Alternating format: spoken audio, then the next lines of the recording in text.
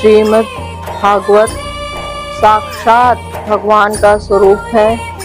इसी से भक्त भागवत गण भगवत भावना से श्रद्धा पूर्वक इसकी पूजा आराधना किया करते हैं। भगवान व्यास तरीके भगवत स्वरूप महापुरुष को जिसकी रचना से ही शांति मिली, जिसमें सकाम कर्म निष्काम कर्म साधन ज्ञान सिद्ध ज्ञान साधन भक्ति साध्य भक्ति वैधि भक्ति प्रेमा भक्ति मर्यादा मार्ग अनुग्रह मार्ग द्वैत अद्वैत तथा द्वैताद्वैत आदि सभी का रहस्य, सभी का परम रहस्य बड़ी ही मधुरता के साथ भरा हुआ है। नमस्ते, मैं शैलजा अपने चैनल पर आपका हार्दिक स्वागत करती हूँ। आशा करती हूँ आप सब स्वस्थ एवं प्रसन्न होंगे। आज मैं श्रीमद् भागवत महापुराण के तृतीय स्कंद के 16वें अध्याय में जय विजय का वैकुंठ से पतन की कथा का श्रवण करूंगी। तो कथा शुरू करते हैं। श्री ब्रह्मा जी ने कहा, देवगण, जब योग निष्ठ सनकादि मुनियों ने इस प्रकार स्तुति की, तब वैकुंठ निवास श्रीहरि ने उनकी प्रशंसा करते हुए यह कहा। श्री भगवान ने कहा, मुनिगण, ये जय विजय मेरे पार्षद हैं। इन्होंने कुछ भी परवाह न करके आपका बहुत बड़ा अपराध किया है। आप लोग भी मेरे अनुगत भक्त हैं, अतः इस प्रकार मेरी ही अवज्ञा करने के कारण आपने इन्हें जो दंड दिया है वह मुझे भी अभिमत है। ब्राह्मण मेरे परम आराध्य हैं। मेरे अनुचरों के द्वारा आप लोगों का जो तिरस्कार हुआ है उसे मैं अपना ही किया हुआ मानता हूँ। इसलिए मैं आप लोगों से प्रसन्नता की भिक्षा मांगता हूँ। सेवकों के अपराध करने पर संसार उनके स्वामी का ही नाम लेता है। यह अपयश उसकी कीर्ति इस प्रकार दूषित कर देता है जैसे त्वचा को चर्म रोग। मेरी निर्मल सुयश सुधा में गोता लगाने से चांडाल पर्यंत सारा जगत तुरंत पवित्र हो जाता है। इसलिए मैं विकुंठ कहलाता हूँ, किंतु यह पवित्र कीर्ति मुझे आप लोगों से ही प्राप्त हुई है। इसलिए जो कोई आपके विरुद्ध आचरण करेगा वह मेरी भुजा ही क्यों न हो, मैं उसे तुरंत काट डालूंगा। आप लोगों की सेवा करने से ही मेरी चरण रज को ऐसी पवित्रता प्राप्त हुई है कि वह सारे पापों को तत्काल नष्ट कर देती है। और मुझे ऐसा सुंदर स्वभाव मिला है कि मेरे उदासीन रहने पर भी लक्ष्मी जी मुझे एक क्षण के लिए भी नहीं छोड़ती। यद्यपि इन्हीं के लेश मात्र कृपा कटाक्ष के लिए अन्य ब्रह्मादि देवता नाना प्रकार के नियमों और व्रतों का पालन करते हैं, जो अपने संपूर्ण कर्म फल मुझे अर्पण कर सदा संतुष्ट रहते हैं। वे निष्काम ब्राह्मण ग्रास पर तृप्त होते हुए भी घी से तरह तरह के पकवानों का जब भोजन करते हैं, तब उनके मुख से मैं जैसा तृप्त होता हूँ, वैसा यज्ञ में अग्नि रूप मुख से यजमान की दी हुई आहुतियों को ग्रहण करके नहीं होता। योग माया का अखंड और असीम ऐश्वर्य मेरे अधीन है तथा मेरी चरणोदक रूपिणी गंगा जी चंद्रमा को मस्तक पर धारण करने वाले भगवान शंकर के सहित समस्त लोकों को पवित्र करती हैं। ऐसा परम पवित्र एवं परमेश्वर होकर भी मैं जिनकी पवित्र चरण रज को अपने मुकुट पर धारण करता हूँ, उन ब्राह्मणों के कर्म को कौन नहीं सहन करेगा। ब्राह्मण दूध देने वाली गौएं और अनाथ प्राणी ये मेरे ही शरीर हैं। भगवान कहते हैं ब्राह्मण दूध देने वाली गौएं और अनाथ प्राणी ये मेरे ही शरीर हैं। पापों द्वारा विवेक दृष्टि नष्ट हो जाने के कारण जो लोग इन्हें मुझ से भिन्न समझते हैं, उन्हें मेरे द्वारा नियुक्त यमराज के गृध्र जैसे दूत, जो सर्प के समान क्रोधी है, अत्यंत क्रोधित होकर अपनी चोंचों से नोचते हैं। ब्राह्मण तिरस्कार पूर्वक कटु भाषण भी करे तो भी जो उसमें मेरी भावना करके प्रसन्न चित्त से तथा अमृत भरी मुस्कान से युक्त मुख कमल से उसका आदर करते हैं, तथा जैसे रूठे हुए पिता को पुत्र और आप लोगों को मैं मानता हूँ, उसी प्रकार जो प्रेमपूर्ण वचनों से प्रार्थना करते हुए उन्हें शांत करते हैं, वे मुझे अपने वश में कर लेते हैं। मेरे इन सेवकों ने मेरा अभिप्राय न समझकर ही आप लोगों का अपमान किया है, इसलिए मेरे अनुरोध से आप केवल इतनी कृपा कीजिए कि इनका यह निर्वासन काल शीघ्र ही समाप्त हो जाए, ये अपने अपराध के अनुरूप अधम गति को भोग कर शीघ्र ही मेरे पास लौट आए। श्री ब्रह्मा जी कहते हैं देवताओं सनकादिक मुनि क्रोध रूप से सर्प से डसे हुए थे, जो भी उनका चित्त अंतःकरण को प्रकाशित करने वाली भगवान की मंत्र मई सुमधुर वाणी सुनते सुनते तृप्त नहीं हुआ।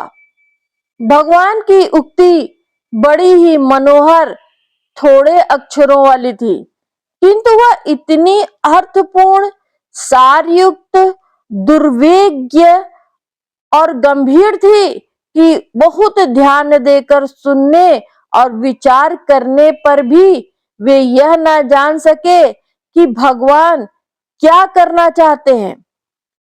भगवान की इस अद्भुत उदारता को देखकर वे बहुत आनंदित हुए और उनका अंग अंग पुलकित हो गया। फिर योग माया के प्रभाव से अपने परम ऐश्वर्य का प्रभाव प्रकट करने वाले प्रभु से वे हाथ जोड़कर कहने लगे। मुनियों ने कहा स्वप्रकाश भगवान आप सर्वेश्वर होकर भी जो यह कह रहे हैं, यह आपने मुझ पर बड़ा अनुग्रह किया है, सो इससे आपका क्या अभिप्राय है, यह हम नहीं जान सके हैं। प्रभु आप ब्राह्मणों के परम हितकारी हैं, इससे लोक शिक्षा के लिए आप भले ही ऐसा ना माने कि ब्राह्मण मेरे आराध्य देव है। वस्तुतः तो ब्राह्मण तथा देवताओं के भी देवता, ब्रह्मादि के भी आप ही आत्मा और आराध्य देव हैं।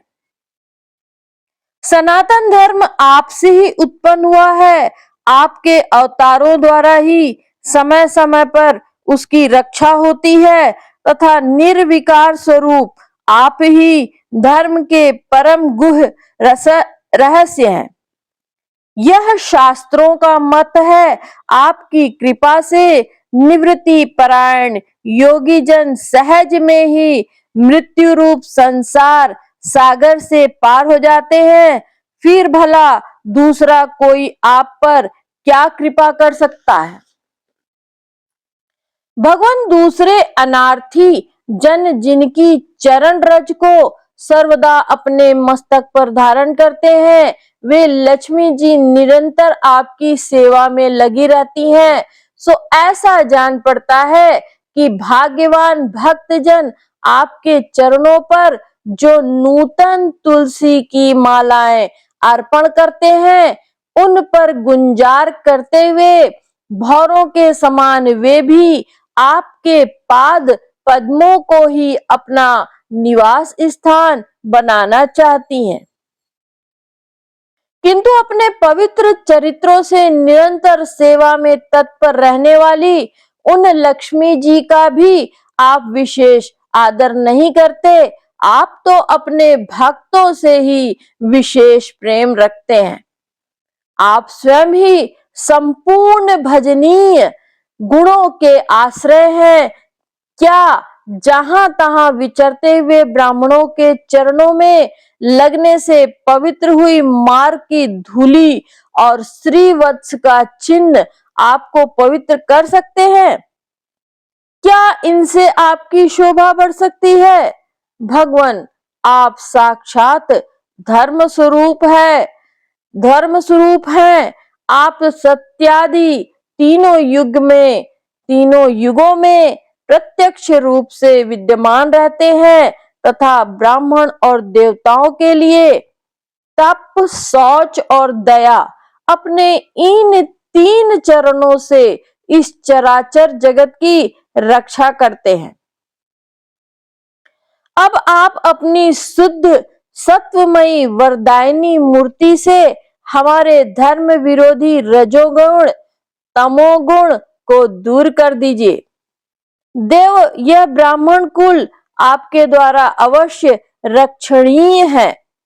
यदि साक्षात धर्म रूप होकर भी आप सुमधुर वाणी और पूजन आदि के द्वारा इस उत्तम कुल की रक्षा न करें तो आपका निश्चित किया हुआ कल्याण मार्ग ही नष्ट हो जाए, क्योंकि लोग तो श्रेष्ठ पुरुषों के आचरण को ही प्रमाण रूप से ग्रहण करता है।